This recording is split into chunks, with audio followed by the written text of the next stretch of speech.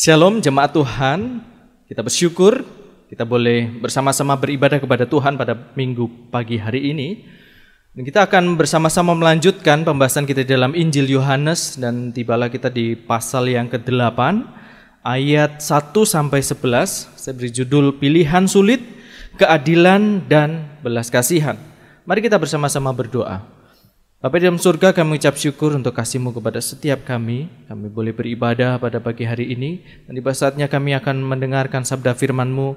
Bila Roh Kudus memimpin setiap kami, menolong kami boleh mengerti firman Tuhan, dan terlebih kami boleh dimampukan untuk melakukan firman Tuhan dalam kehidupan kami sehari-hari. Tapi setiap kami, khususnya hamba-Mu yang menyampaikan, biarlah hamba-Mu boleh menyampaikan dengan baik dan benar.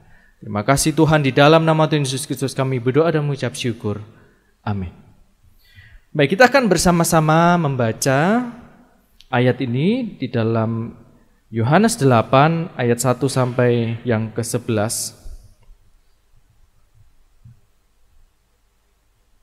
Ya. Ayat yang pertama kita akan baca secara bergiliran. Bapak Ibu membaca yang ganjil, saya membaca ayat yang genap. Hitungan ketiga mulai 2, 3. Tetapi Yesus pergi ke Bukit Zaitun. Pagi pergi benar, ia berada lagi di bait Allah, dan seluruh rakyat datang kepadanya. Ia duduk dan mengajar mereka. Maka ahli-ahli Taurat dan orang-orang Farisi membawa kepadanya seorang perempuan yang kedapatan berbuat zina. Mereka menempatkan perempuan itu di tengah-tengah lalu berkata kepada Yesus, "Rabi, perempuan ini tertangkap basah ketika ia sedang berbuat zina. Musa dalam hukum Taurat memerintahkan kita untuk melempari perempuan-perempuan yang demikian. Apakah pendapatmu tentang hal itu?" Mereka mengatakan hal itu untuk mencobai dia, supaya mereka memperoleh sesuatu untuk menyalahkannya. Tetapi Yesus membungkuk lalu menulis dengan jarinya di tanah.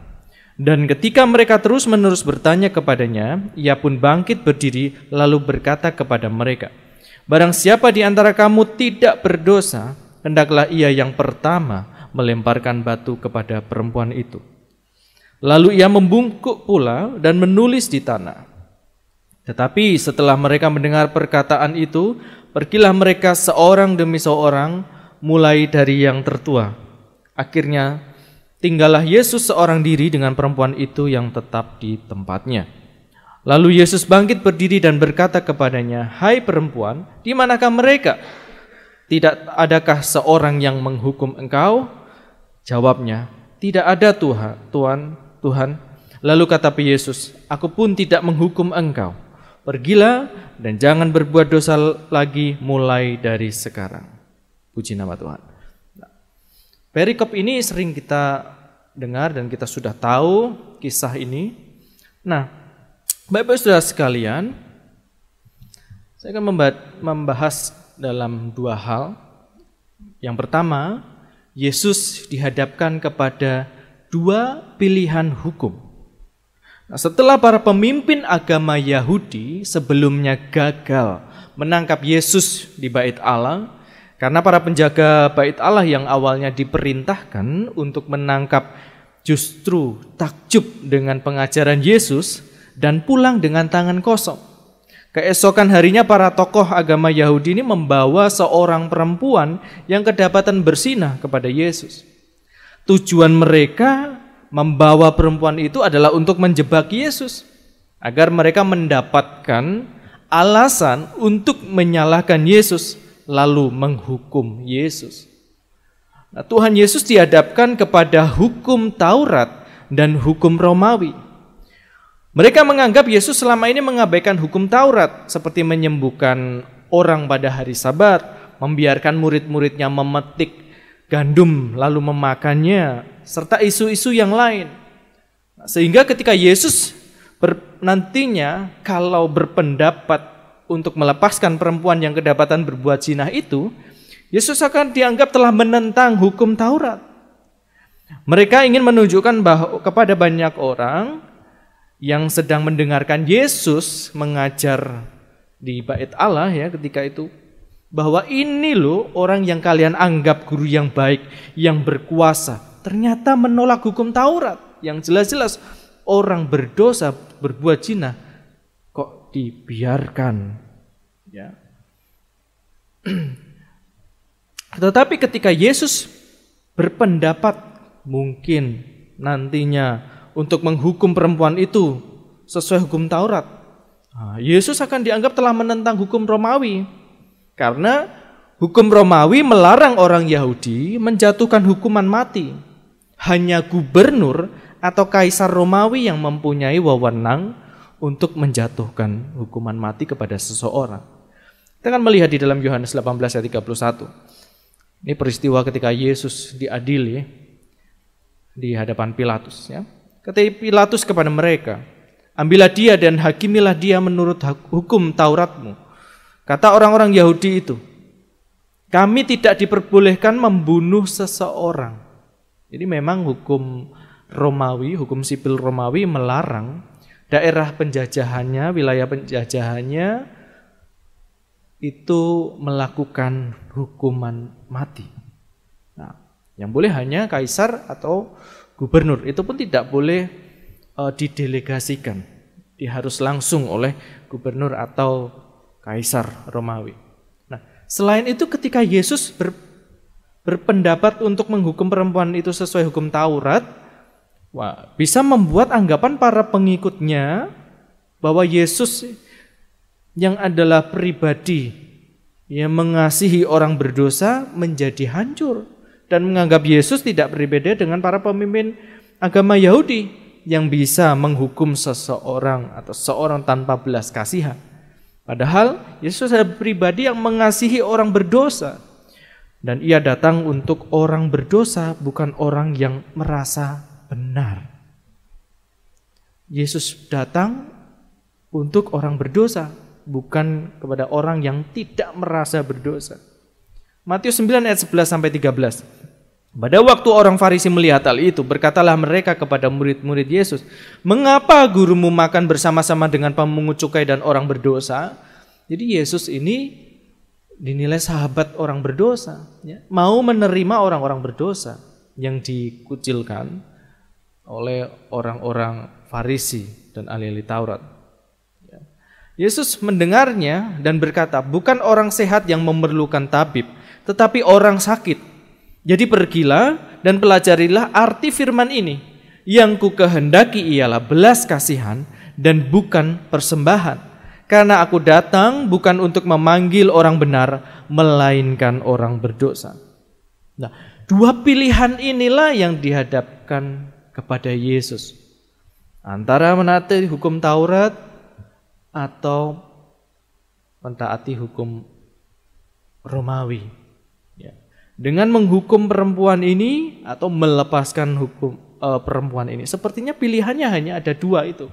Dan pilihan ini sama-sama sulit. Seringkali kita dihadapkan oleh pilihan-pilihan yang menuntut kita memilih di antaranya atau tidak memilih sama sekali. Tetapi seringkali juga kita dihadapkan oleh pilihan-pilihan yang menuntut kita memilih salah satu di antaranya dan tidak bisa tidak memilih. Harus memilih di antara pilihan-pilihan. Jika pilihan itu berkaitan dengan kebutuhan sekunder, kita dengan mudah aja bisa tunda, bahkan tidak pilih sama sekali. Tetapi jika berkaitan dengan pilihan yang primer, kebutuhan primer, kita tidak bisa tidak pilih semua. Dan kita diharuskan memilih salah satunya. Ya. Contoh, ketika jalan-jalan ke mall gitu ya, lalu tertarik dengan beberapa baju, banyak pilihan warna sehingga bingung memilih. Wah, sama-sama bagus nih tapi warnanya beda-beda. Wah, susah nih. Tetapi ketika baju-baju itu tidak terlalu dibutuhkan, maka bisa tidak memilih semuanya dan menundanya karena bukan kebutuhan primer. Karena kita sudah punya baju. Mudah kalau pilihannya hanya sebatas itu. hal-hal yang berkaitan dengan kebutuhan sekunder. Tetapi berbeda dengan halnya misal memilih jurusan kuliah. Ya, ada beberapa pilihan jurusan yang baik, yang sama-sama diminati. Tidak mungkin kan tidak memilih semuanya, karena ada kebutuhan untuk kuliah. Jadi harus pilih salah satu di antaranya. Saya teringat dulu ada salah seorang artis Indonesia ya, yang cukup bingung memilih kampus karena dihadapkan dengan dua pilihan kampus terbaik di dunia. Nah, ini pilihan yang tidak mudah bagi dia. Ya, sama-sama kampus yang terbaik gitu ya, di tingkat dunia.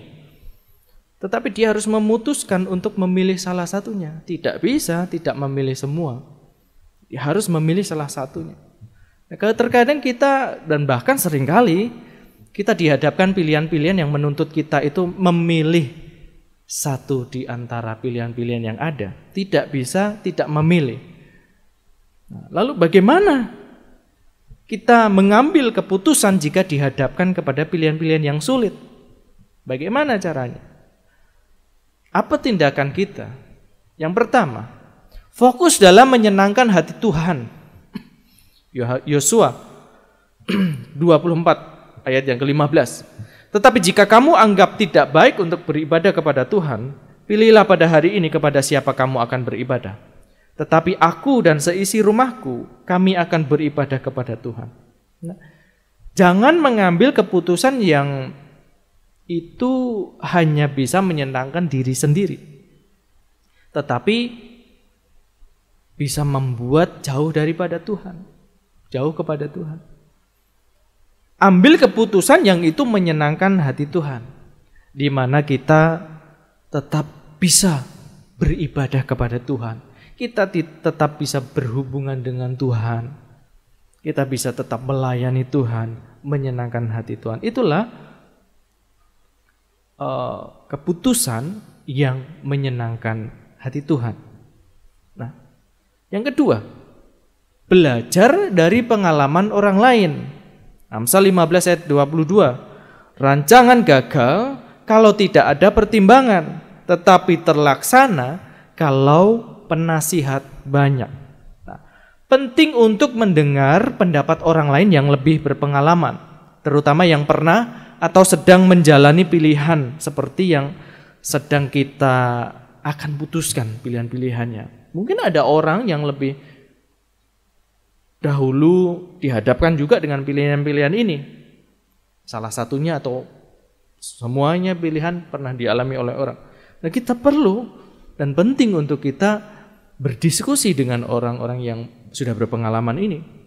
Dengan demikian kita bisa melihat bagaimana perjalanan hidup orang itu ketika mengambil keputusan ini bagaimana. Apakah hidupnya gagal atau berhasil gitu ya. Kita bisa belajar dari pengalaman orang lain dan kita bisa persiapkan diri. Oh, kalau dia nanti menghadapi ini. Oh, berarti saya harus persiapan nih. Kalau dia mengambil keputusan ini, dia seperti ini. Wah, saya harus mempersiapkan diri untuk itu. Nah, penting untuk kita belajar dari pengalaman orang lain. Nah, yang ketiga, mengandalkan Tuhan, bukan mengandalkan pengertian diri sendiri. Amsal 3 ayat yang ke-5. Percayalah kepada Tuhan dengan segenap hatimu dan janganlah bersandar kepada pengertianmu sendiri. Berdoa, minta pimpinan dan arahan Tuhan. Karena sebaik-baiknya pemikiran kita, belum tentu itu kehendak Tuhan. Jadi perlu kita andalkan Tuhan. Segala pemikiran kita harus didasarkan pada kehendak Tuhan. Salomo pernah dihadapkan oleh pilihan yang sulit ya dalam untuk mengetahui ibu asli dari seorang bayi ini ya. Ada 2 orang ibu. Sama-sama ngaku ini bayiku gitu ya. Nah, lalu apa yang membuat Salomo bisa mengambil keputusan yang tepat? Ya, hikmat Tuhan. Hikmat Tuhanlah yang memimpin Salomo dapat mengambil keputusan yang tepat. Jadi andalkan Tuhan. Itu penting sekali. Itu yang mendasari langkah-langkah kita selanjutnya dalam mengambil keputusan. Mengandalkan Tuhan, bukan pengertian kita sendiri. Kadang malah kita mengutamakan atau mengedepankan pengertian kita sendiri, bisa jadi justru itu menjauhkan kita dari Tuhan. Ya. Jadi perlu sekali untuk kita mengandalkan Tuhan. Dan harusnya kita orang percaya mengandalkan Tuhan di dalam setiap pengambilan keputusan. Ya. Nah, bagian kedua dari perikop ini, pembahasan kita pada pagi hari ini adalah keadilan dan belas kasihan. Ketika para tokoh agama Yahudi mempertanyakan pendapat Yesus tentang perempuan yang kedapatan berzina itu, Yesus tidak langsung memberi jawab. Ya. Dia tahu dihadapkan oleh dua pilihan ini. Beliau tidak langsung mengambil keputusan, melainkan membungkuk, lalu menulis sesuatu di tanah dengan jarinya. Tidak dapat diketahui secara pasti apa yang sedang ditulis oleh Yesus di tanah. Ya.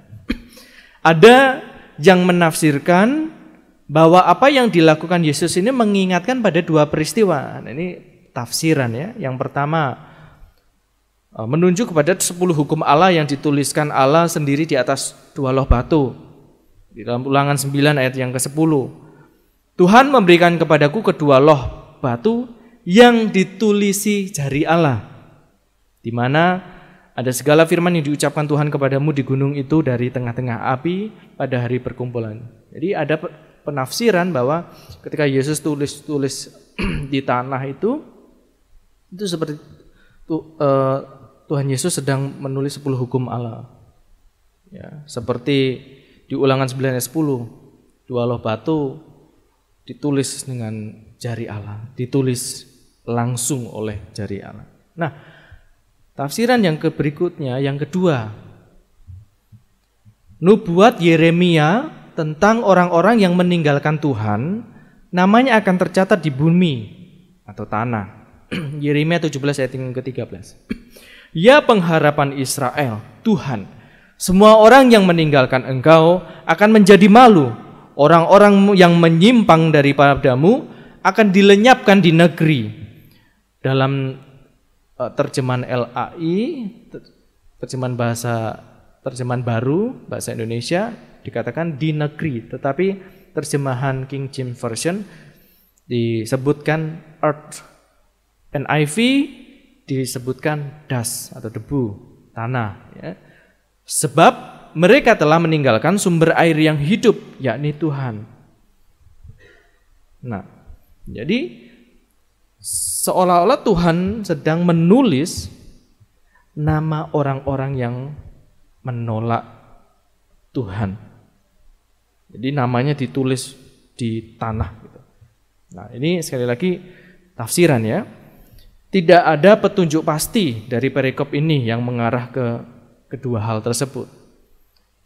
Injil Yohanes tidak mencatat secara rinci sehingga mungkin itu tidak dianggap begitu fokus utama dari perikop ini. Ya.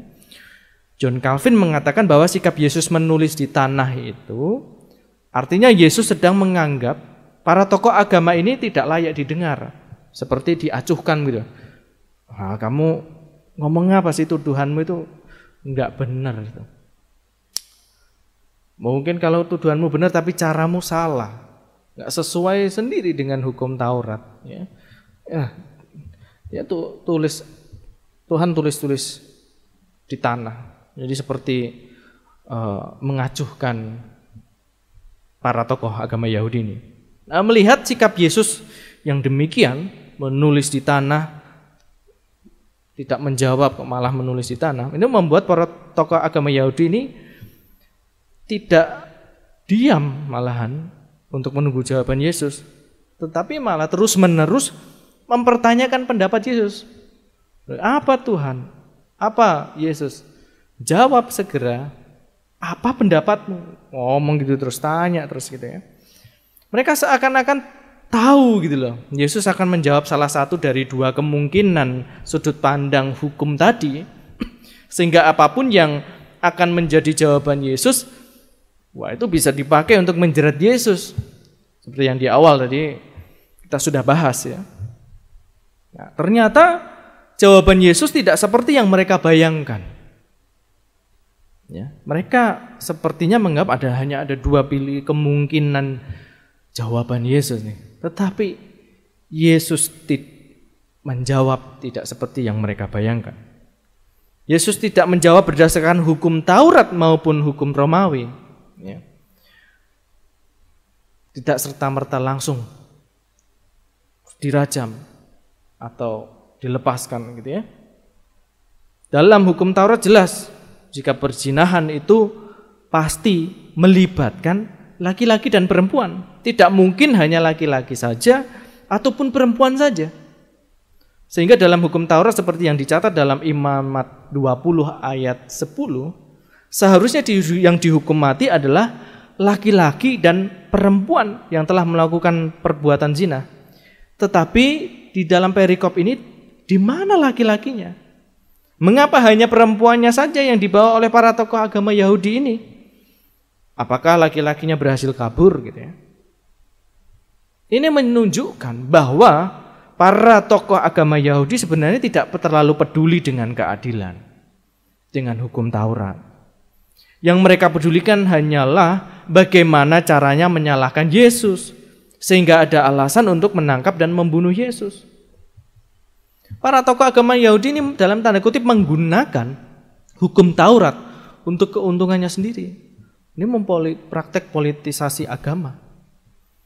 Mereka menggunakan hukum Taurat untuk menjebak Yesus. Tuhan Yesus tahu motivasi mereka sebenarnya. Sehingga Tuhan Yesus menjawab mereka dengan jawaban yang mana itu justru mempertanyakan hati nurani masing-masing yang mendengarkan jawaban Yesus.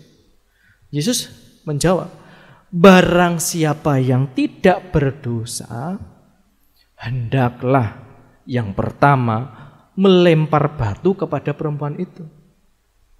Tuhan tahu motivasi para tokoh agama Yahudi ini. Mereka pun dalam menerapkan hukum Taurat tidak benar. Hanya menghakimi perempuannya saja, laki-lakinya mana kok tidak dibawa. Kalau perbuatan di terang-terangan kedapatan berbuat zina, artinya ya ada laki-lakinya, tetapi yang dibawa hanya perempuan ini.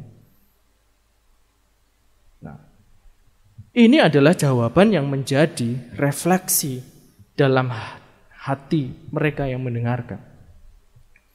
Bapak Ibu Saudara sekalian, ketika kita membaca atau mendengarkan firman Tuhan, terkadang firman Tuhan tidak kita jadikan refleksi bagi diri kita sendiri, melainkan untuk menunjukkan kekurangan atau dosa orang lain.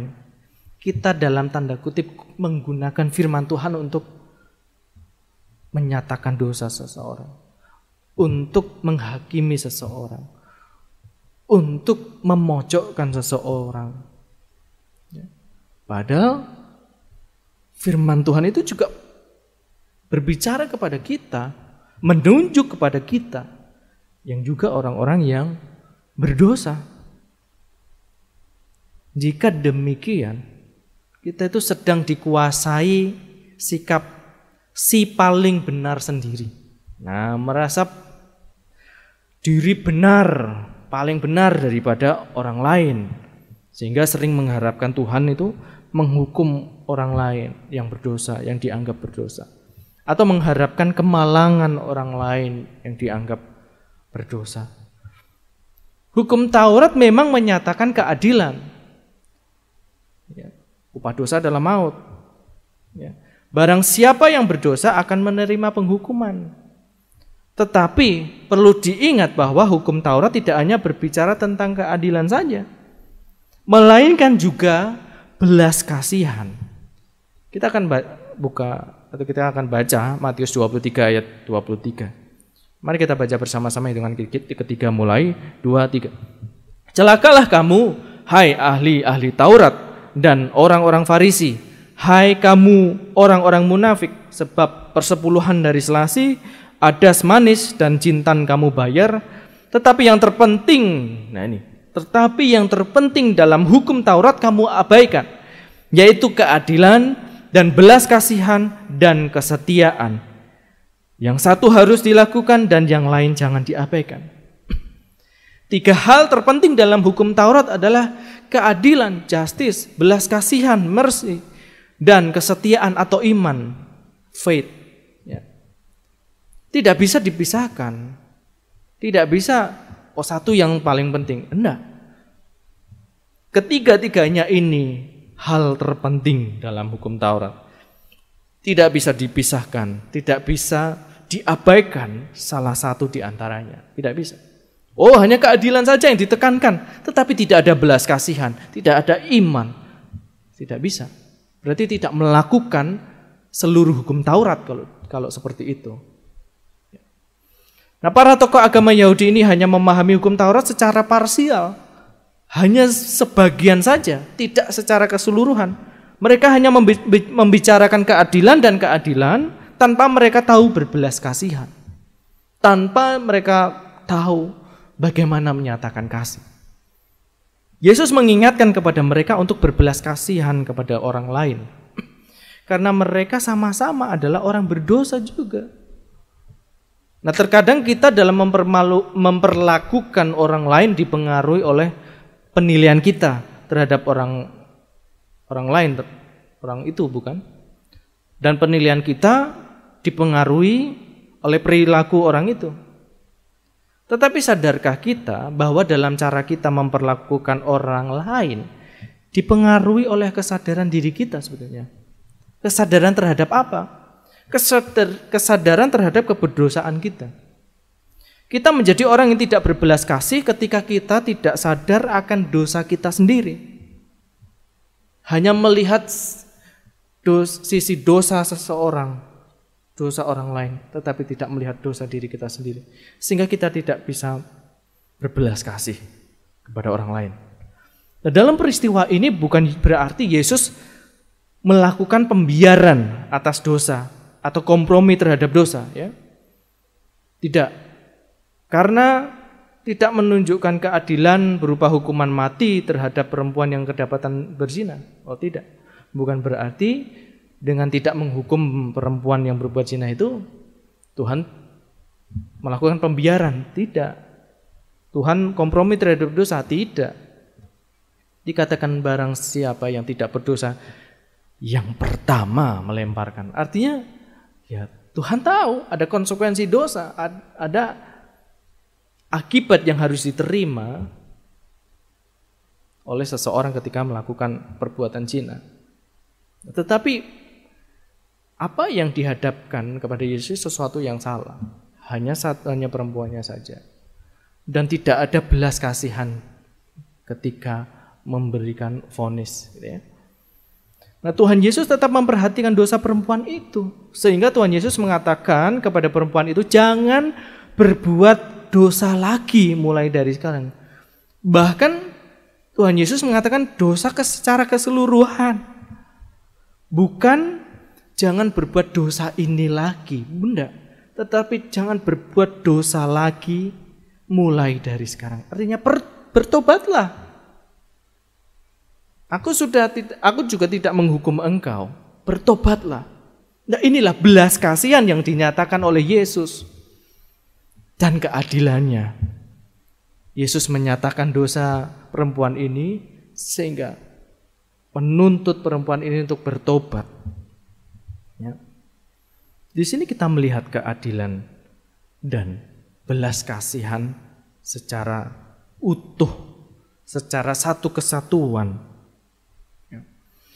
Dengan Tuhan menegur dosa sekaligus memberikan pengampunan kepada perempuan itu. Sekilas keadilan dan belas kasihan itu tampaknya berlawanan, ya. Karena keadilan itu berbicara tentang hukuman yang setimpal dengan kesalahan yang diperbuat. Sedangkan belas kasihan berbicara tentang pengampunan. Jadi sepertinya bertolak belakang ini.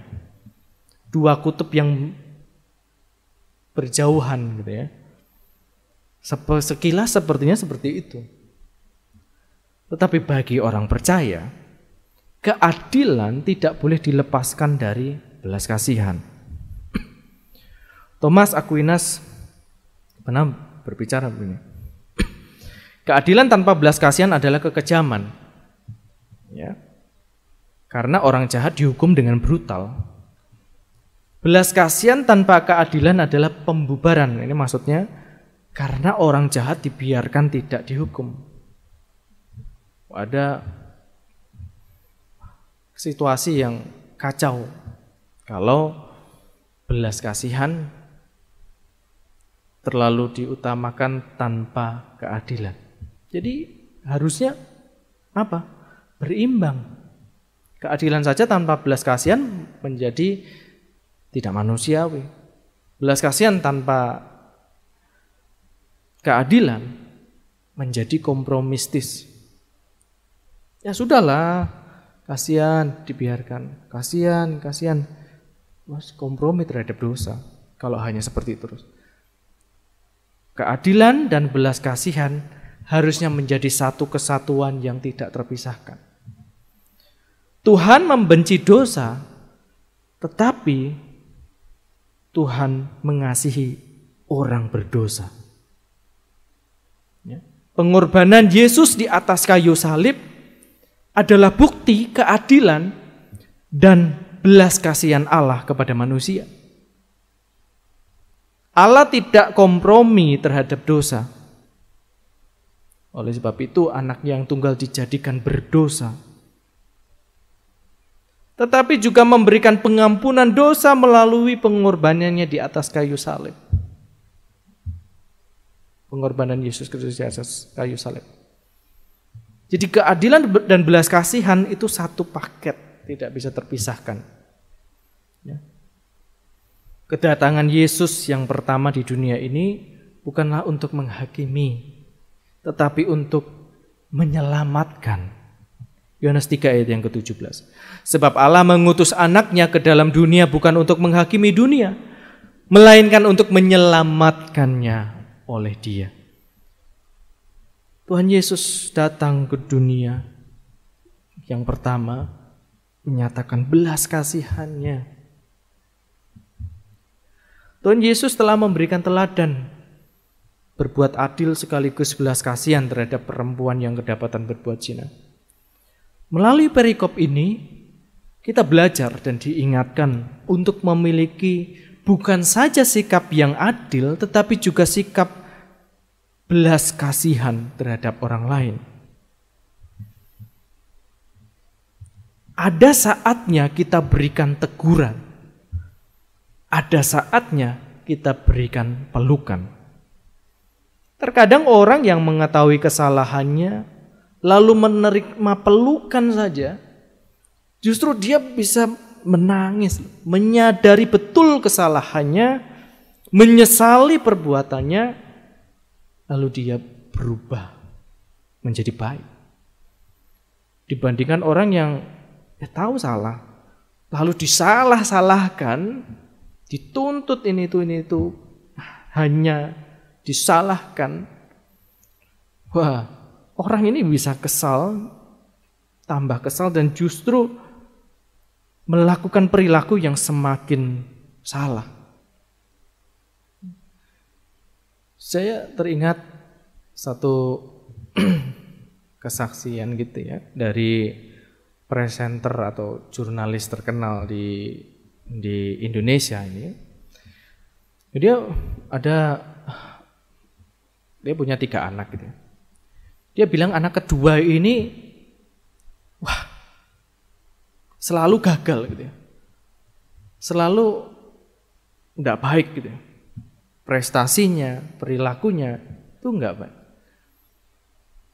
Dia sadar, oh iya, ketika anak pertama kita support terus, kita jor-joran gitu ya. Dia jor-joran. Anak kedua ya mulai berkurang karena ya sudah semua dikasihkan ke anak pertama. Nah lalu hadir anak yang ketiga itu seperti wah dapat hadiah lagi nih. Wah dimanja, paling yang dianggap yang paling kecil diperlakukan dengan sangat baik. Anak kedua ini jadi enggak baik gitu ya. Secara perilaku, secara prestasi gitu. Lalu dia menyadari. Dan dia apa yang dilakukan? Dia hanya sering, bapak ini hanya sering melakukan pelukan kepada anaknya yang kedua ini. Dia menyatakan kasih terhadap anaknya yang kedua ini. Lalu apa yang terjadi? Anak ini mulai membaik, baik itu perilakunya, prestasinya di sekolah juga mulai meningkat sedikit demi sedikit. Hanya apa? Karena apa? Menerima pelukan dari ayahnya, dari bapaknya ini. Nah, Bapak Ibu Saudara sekalian, ada saatnya kita berikan teguran. Itu harus. Kita harus menyatakan kesalahan supaya orang itu yang tidak tahu kalau itu salah menjadi tahu. Tetapi jangan melulu kita memberikan teguran saja tanpa kita memberikan pelukan. Kita harus balut luka itu supaya orang itu bisa sembuh gitu. Ada saatnya kita berikan teguran, ada saatnya kita berikan pelukan. Inilah yang sebenarnya Tuhan Yesus ajarkan kepada setiap kita. Keadilan dan belas kasihan itu satu kesatuan yang kita harus teladani dan kita harus praktekkan di dalam kehidupan kita sehari-hari. Dan kita harus nyatakan kepada banyak orang. Kita nyatakan belas kasihan kepada banyak orang. Amin. Mari kita bangkit berdiri. Kita akan naikkan satu pujian yang berjudul Kasih-Mu Tiada Duanya.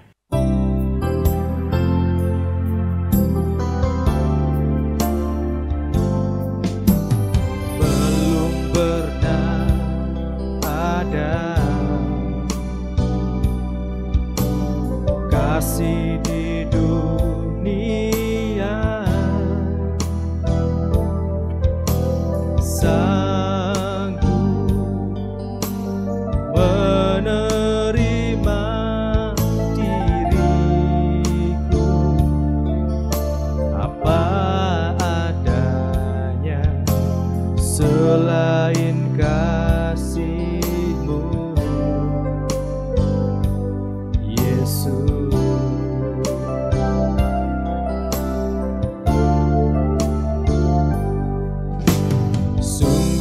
Tiada lagi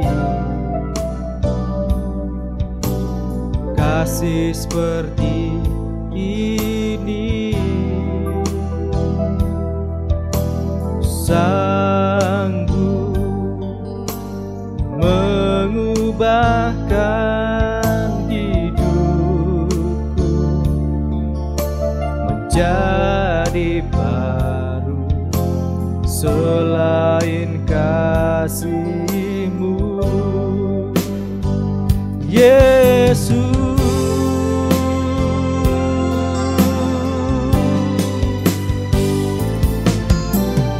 Kau ku kagumi dalam hati, kasih-Mu tiada duanya. Sampai kini ku akui kasih-Mu tiada duanya.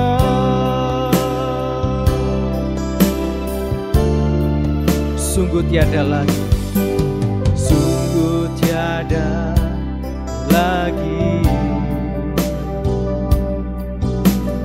kasih seperti ini,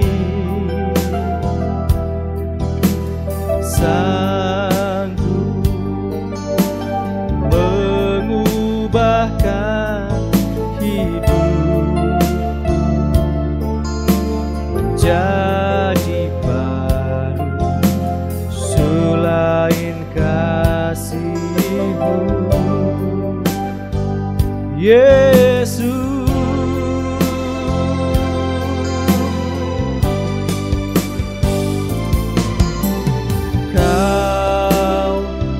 kagumi dalam hati, kasih-Mu tiada duanya. Sampai kini ku akui kasih-Mu tiada duanya. Ku kagumi dalam hati, kasih-Mu tiada duanya. Sampai kini ku akui kasih-Mu tiada duanya.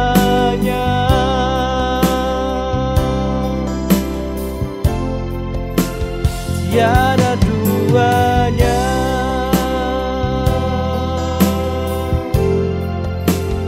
tiada duanya.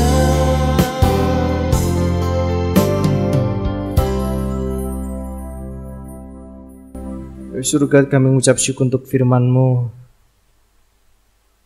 yang boleh menegur kami, yang boleh menguatkan kami, yang boleh meneguhkan kami. Kami boleh meneladani Engkau, Kristus Yesus, yang bukan hanya menyatakan keadilan tetapi juga menyatakan belas kasihan kepada orang lain.